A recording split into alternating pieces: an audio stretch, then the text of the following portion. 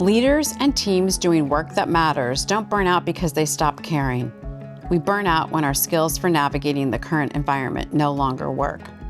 I think that our healthcare system in New Zealand, and I suspect in a lot of other places around the world, are feeling a little hopeless. Yep. I'm fascinated and interested in how we together can tweak our context that enables good and meaningful work. How do we mine that for our own well-being and for the service of others? I'm here today because I think the whole world needs more hope right now, and just love the way you describe it, Shannon, as something we can deliberately build.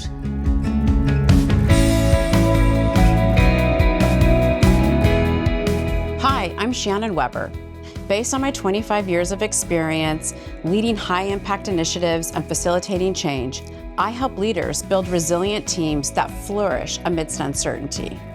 I learned these skills for navigating burnout, not just professionally, but personally, after losing our home in a fire and my younger brother to cancer in the same year. What I discovered trying to find my way through is that hope is a practice, which means that when people and teams learn to build hope together, something shifts, not just in their well-being, but in what they're able to create and accomplish.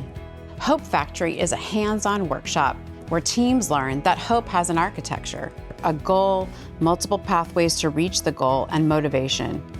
Through this workshop, teams discover how building hope does more than just increase well-being. Hope helps teams align on what they're creating together.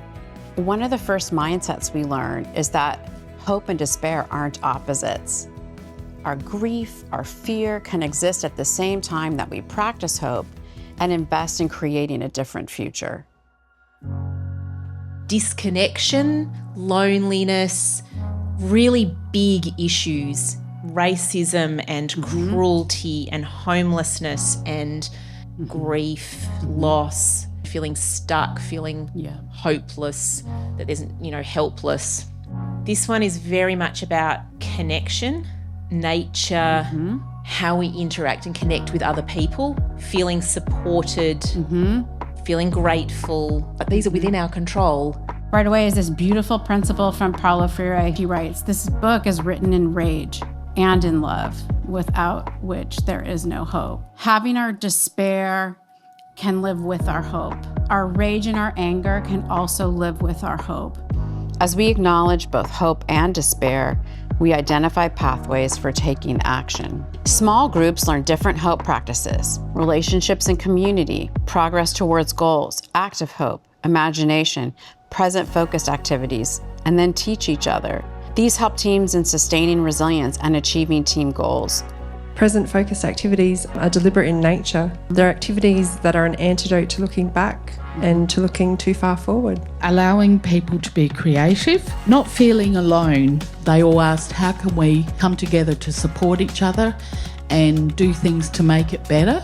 The idea that movement itself is generating hope.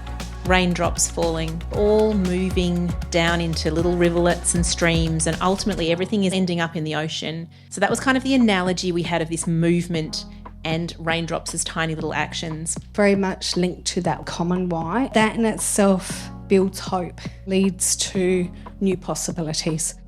Nothing happens in the real world unless it first happens in the images in our heads. Within a short time, the room has multiple pathways forward for both individual and team goals. Participants leave Hope Factory with frameworks and tools for building ongoing hope habits. One participant said she came to Hope Factory believing it was not possible to cultivate hope and left knowing she could. Teams that learn to build hope together do more than survive uncertainty.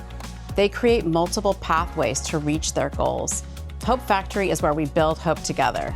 If you and your team are ready to flourish amidst uncertainty and reach your organization's goals, let's talk.